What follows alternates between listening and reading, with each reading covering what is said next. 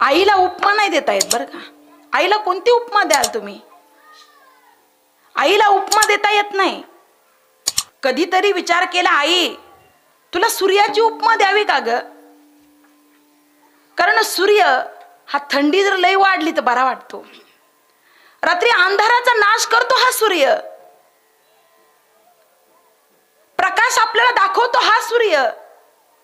पण हा सूर्य सकाळी 11 पर्यंत बरा वाटतो, पण 11च्या नंतर इतका तापतो का बरा वाटणारा सूर्याकडे आपण बघत सुद्धा नाही, सावलीला जाऊन उभं राहतो.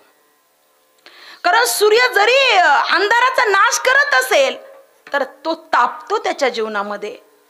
तशी आई आमची 85 वर्षाची होते तरी सगळ्या प्रपंचातल्या वेदना सहन करते, पण कधी कुणावर तापत नाही. म्हणून आई तू त्या सूर्यापेक्षा सुद्धा मोठी आहे. आई तुला एखाद्या समुद्राची उपमा द्यावी का ग? कारण समुद्रामध्ये किती घाण पाणी येऊ दे, समुद्र साठवतो ते पाणी महाराज. सगळ्या नद्यांचं पाणी समुद्र ते स्वतःमध्ये घेतो. म्हणून असं वाटलं आई तुला तो समुद्राची खोली मोजता येत नाही, रुंदी मोजता येत नाही, लांबी मोजता येत नाही. समुद्र कसा आहे तर समुद्राला उपमा समुद्रासारखीच आहे. म्हणून आई असं वाटतं की तुला समुद्राची उपमा द्यावी. पण नंतर लक्षात आलं का समुद्रामध्ये सगळ्या नद्या मिळून येतात, पण तोच समुद्र जेवढे नद्यांचं पाणी येतं सगळं पाणी खारं करतो. तहान लागली तर तो समुद्र साधी आपली तहान सुद्धा भागू शकत नाही. म्हणून आई तू त्या समुद्रापेक्षाही त्या ठिकाणी मोठी आहेस. कारण गोड दुधाचा पाहणा पाजून तू आमचं लहानपण घालवलंयस ग माय. तू खारट नाहीये, तू त्या समुद्रापेक्षा सुद्धा मोठी आहेस. कधीतरी वाटलं आई मग तुला त्या शीतल चंद्राची उपमा द्यावी का ग? कारण तो चंद्र शीतल आहे, तो तापत नाही, तो खारट नाही. म्हणून आई तुला त्या चंद्राची उपमा द्यावी. पण नंतर विचार केला चंद्राला तर डाग आहे, पण माझ्या आईच्या प्रेमाला डाग नाहीये. आई इतकी पवित्र ह्या जगामध्ये दुसरं काहीच नाहीये महाराज. ह्या स्वार्थी जगामध्ये निस्वार्थीपणाने प्रेम करत असतील तर ती एक आई आणि दुसरे म्हणजे वडील आहे महाराज. या जगात एक संत, दुसरे भगवंत आणि एक आई आणि दुसरे वडील, हे चार जर सोडले तर या जगामध्ये प्रत्येकाला काही नाही तर काही स्वार्थ आहे. म्हणून प्रेमानं बोलणे, म्हणून प्रेमानं वागणे. थोडंसं विरोधात जर गेलं तर 2-3 शिव्या देऊन मोकळं त्या ठिकाणी होतंय, निघून बी जाते. आपल्याला कळत सुद्धा नाही हे तर आपल्या जवळचं होतं ना, नाही कळत महाराज. प्रचंड स्वार्थी हा समाज आहे. अजून सांगेल घार हिंडते आकाशी, चित्त तिचे पिलापाशी. एखादी घार आकाशामध्ये हिंडते महाराज, तिचे असणारे त्या पक्षाची असणारे पिल्ल त्या अंड्याच्यातून नेमकीच बाहेर आलेत. त्यांना फक्त चारा खायचं कळतंय. त्यांच्या पंखांमध्ये बळ नाही आकाशामध्ये उडण्याकरता. इकडे दाणे टिपायचे आणि तेच दाणे चुचीमध्ये घेऊन आपल्या लहान बाळांना भरवायचे. आणि आता मात्र ते पक्षी आकाशामध्ये हिंडताय, दाणे कुठे आहे ते बघण्याचा प्रयत्न करताय. जिथं दाणे टाकले तिथं उतरण्याचा प्रयत्न करताय. पारद्यानं जाळं लावलेलं आहे. जसं की दाणे टिपण्याचा प्रयत्न तो पक्षी करतो, बाण सोडला जातो, रक्त भंबाळ ते पंख त्या ठिकाणी होत आहेत. आता ताकद नाही महाराज भरारी मारायची. पण ती पक्षीने विचार करते माझ्या पिलांच्या पंखामध्ये आता बळ नाहीये. मी जर हा चारा जर नाही नेला, हे दाणे जर त्यांच्यापर्यंत नाही पोहोचवले तर आजच्या दिवशी माझी पिले उपवाशी राहतील. आता माझं जगणं शक्य नाहीये. पंखांच्यातून अंगातून रक्त गळतंय त्या पक्षाच्या. लांब फांदीवर उभा आहे तो पक्षी. त्या घरट्यात पाहतोय ती पिलं चिव चिव चिव करतात. आईला बोलवतायत, मला बोलवतायत. पण ती आई ना लेकरांच्या प्रेमा करता ती विचार करते मी जर या रक्ताळलेल्या पंखाने जर त्या घरट्यामध्ये गेले तर माझ्या रक्ताने ते घरट ओलं होईल आणि माझ्या पक्ष्यांना ओल्या जागेत बसावं लागेल. म्हणून लांबून बघणारी ती पक्षीनी, घायाळ झालेली ती पक्षीनी शेवटी येते. तोंडातले चोचीतले दाणे त्या पक्ष्यांच्या चोचींमध्ये टाकते आणि तशी वरून कोसळते. खाली पडल्यानंतर तिचा प्राण त्या ठिकाणी निघून जातो. अरे आई ही पक्ष्याची असू दे, नाही तर आई ही माणसाची असू दे, आई ही आईच आहे. हिला या जगामध्ये दुसरी उपमा देता येत नाही. माऊली ज्ञानोबांना ज्यावेळेला समाजानं त्रास दिला काही वाटलं नाही, पण ज्या क्षणी मायबापाने देहांत प्रायश्चित्त केलं कळलं जगाची माऊली गडबडा लोळायला लागली महाराज. गडबडा लोळायला लागली आणि त्यावेळेसचे ते क्षण आहेत स्वर्द्या. बांधल्या पिंडीचा सुटला आळा, बांधल्या पिंडीचा सुटला आळा, बांधल्या पिंडीचा सुटला आळा, बांधल्या पिंडीचा सुटला आळा,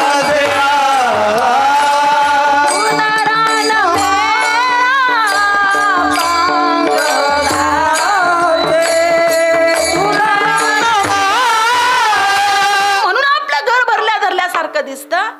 श्रीमंत पाहुणे जर गरीब श्रीमंताच्या घरी पाहुणे म्हणून जर गेले ना, सकाळची वेळ आहे मायबाप, सकाळची नाश्त्याची वेळ आहे, श्रीमंत ते पाहुणे जातात श्रीमंताच्या घरी, ती बाई विचार करते घरातली नाश्त्याची वेळ आहे, पोहे बनवून काय फायदा नाही, शिरा बनवूयात. मग ती शिरा बनवायला घेते पुरुष वर्ग, छान तूप टाकते, कलर टाकते, काजू टाकते, बदाम टाकते, तुपातला शिरा पाहुण्यांना प्लेटीमध्ये वाढते. पाहुणे त्या शिऱ्याकडे बघतात आणि खुश होतात. अरे लय छान शिरा असणार आहे, त्याचा एक घास उचलावा, तोंडात टाकावा आणि पाहुण्यांनी तोंड वाकडं तिकडं करावं. का? कारण शिरा फक्त दिसायला चांगला आहे, पण तोंडात टाकला तो हा शिरा बेचव लागतो. का? कारण सगळ्या गोष्टी शिऱ्यामध्ये होत्या, पण साखर मात्र शिऱ्यामध्ये नव्हती. तेच पाहुणे आता गरीबाच्या घरी गेले, महिला मंडळ नाश्त्याच्या टायमिंगला गेले. ती गरीबाची बाई विचार करते, ह्या पाहुण्यांना काय बनवू मी आता, घरात तूप नाही, काजू नाही, बदाम नाही, शिरा कसा बनवू. पण श्रीमंत पाहुणे जाऊ दे, बनवते शिरा. तिनं शिरा बनवला, ना की त्याला काजू बदाम आहे, ना की त्याला त्या ठिकाणी तूप आहे, ना कलर आहे, पण तिनं शिरा बनवला, प्लेटींमध्ये शिरा वाढला, पाहुण्यांच्या हातामध्ये शिऱ्याची प्लेट आली. पाहुणे विचार करतात, हा शिरा दिसायला सुद्धा व्यवस्थित नाही, पण हा शिरा जर खाल्ला नाही तर यांच्या गरिबीचा अपमान होईल. कारण गरिबीचं दुःख खूप मोठं आहे. अरे श्रीमंताची कथा आणि गरिबाची व्यथा आहे. गरिबाची व्यथा समाजामध्ये मांडली जात नाही महाराज. साधू संत या जगाच्या मालकाने जिथं जिथं अवतार घेतला ते घराने श्रीमंत आहेत महाराज. कथा श्रीमंताची आहे, व्यथा गरिबाची आहे. म्हणून मला वाटतं रात्रीचा दिवस करावा आणि प्रामाणिकपणाने जेवढं मिळवता येईल तेवढं मिळवावं आणि चांगल्या मार्गाने ते खर्च करावं. नवे नवे त्याचं अन्नदान केलं की जगाची आपल्या जीवनाची सार्थकता होत असते महाराज. मला तिकडे जास्त विषय लांबवायचा नाही, पण ऐका, विचार केला आता ते एक एक घास खाण्याशिवाय पर्याय नव्हता. कसे तरी 2-4 घास पोटात ढकलायचे होते. का? कारण तो शिरा तेवढा परफेक्ट नव्हता. त्या पाहुण्यांना शिरा दिसायला चांगला नव्हता, पण पुरुष वर्ग एक घास उचलला, तोंडात टाकला. जसा तोंडात टाकला पाहुण्यांचा पडलेला चेहरा खुलला. का? कारण शिऱ्यात काजू नाही, शिऱ्यात बदाम नाही, शिऱ्यात तूप नाही, पण शिऱ्यात हे बाकीचं काहीच नाही, पण शिऱ्यात साखर होती महाराज. बाकीच्या काहीच गोष्टींची गरज त्यांना भासली नाही. तेच सांगायचंय मला, सगळं आहे आपल्याकडं, पण दुर्दैवानं आपली आई जर आपल्या या जगातून निघून गेलेली असेल, ती माय जर आपल्या दारात बसलेली नसेल, तर सगळी प्रॉपर्टी असून सुद्धा ते घर बेचव आहे महाराज. त्या घराला भरलेलं घर वाटत नाही, कुठंतरी काहीतरी हरवलंय, काहीतरी संपलंय असं त्या घरात वाटतं. पण जे घर झोपडी आहे आणि त्याचं प्रारब्ध चांगलं आहे म्हणून त्याची आई जिवंत आहे, बाकीचं काहीच नाही. पण डोंगरा एवढं संकट आलं तर आई म्हणते, भाऊ काळजी करू नको, सगळं व्यवस्थित होईल. या एका वाक्यानं त्याला एवढी ऊर्जा मिळते, त्या एका वाक्यानं त्याला तेवढी ताकद मिळते. आई बस तू माझ्यासोबत आहे ना, मग मला दुसरी कशाचीच काळजी नाही. ना गाडी, ना बंगला, ना पैसा, फक्त आशीर्वाद रूपी माय जर दारात असेल तर तो बघायला सुद्धा ते घर वजनदार वाटतं महाराज. हा फरक आहे. सांगेन मी तुम्हाला, कौन सी चीज है जिंदगी में मांगने से नहीं मिलती, सब कुछ मिलता है लेकिन माँ नहीं मिलती. एक सांगू, माफी मागून बोलते. पत्नी गेली जाऊ नये, पण जर पत्नी गेली तर मिळेल महाराज. महिना 2 महिन्यांनी, वर्षा 2 वर्षांनी पत्नी गेली की दुसरी पत्नी मिळेल. पण आई गेली की लाखो काय करोडो शोधा, तो चेहरा परत आपल्याला या महिलांमध्ये मिळणार नाही. नाही, जरी चेहरा तसा असला तर ते निस्वार्थी प्रेम जिनं जन्म दिला ना, तीच त्या ठिकाणी आपल्यावर करू शकते. या जगाच्या या स्वार्थी जगामध्ये तिच्या इतकं प्रेम दुसरं नाही कोणी करू शकत महाराज. सांगू तुम्हाला, या जगाचा मालक जो आहे त्याचं नाव परमात्मा आहे, ह्या जगाचा जो उद्धार करतो तो महात्मा आहे, आणि तुम्ही आम्ही जिवंत आहोत कारण आमच्यात आत्मा आहे. मा अक्षराशिवाय हे शरीर पूर्ण नाही, मा अक्षराशिवाय जग पूर्ण नाही, आणि मा अक्षराशिवाय तो परमात्मा सुद्धा पूर्ण नाही. म्हणून मा अक्षर त्या ठिकाणी घेऊन जायचंय महाराज, आणि प्रेम प्रचंड करायचे. अजून एक शंका सांगते. बऱ्याच महिला मंडळ म्हणतात नागेश्वरी ताई वय झाले, म्हातारीचं गप्पा सवाना लय बोलते. त्यांना हात जोडून सांगते, महिला मंडळ हात जोडून सांगते, वय झालं, आपण म्हणतो ना लहान लेकरो आणि म्हातारी माणसं सारखीच असतात आहे ना.